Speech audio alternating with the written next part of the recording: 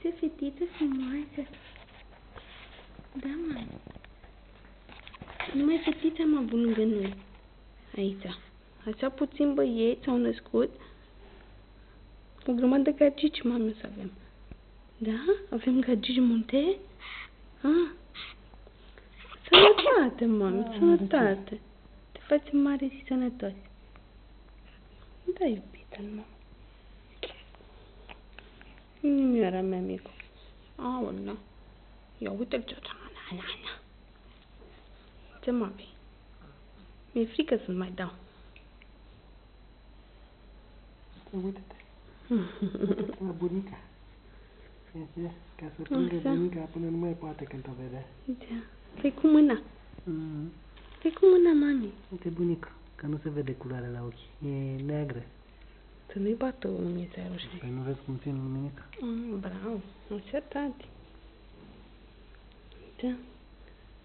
Deci eu o să fac ochii albaștri ca mami. Și o să fiu în rest tati întreg. Bunicuța, ce faci? Așa pe cu mâna bunica. Asta băiatul meu. Haide-mă, băiată-mă. Au. Ce-mi face mama? Ce scoți în limba?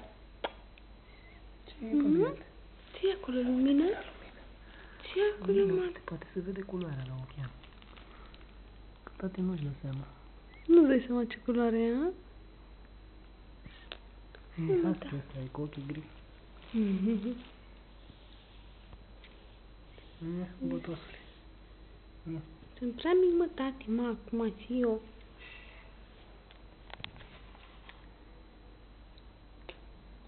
Da.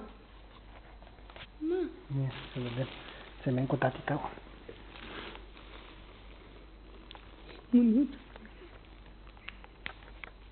Dăm ca să văd dacă vă vedeți. Ce mami ai pe ce, numai voi? Ai pupat-o pe bunica?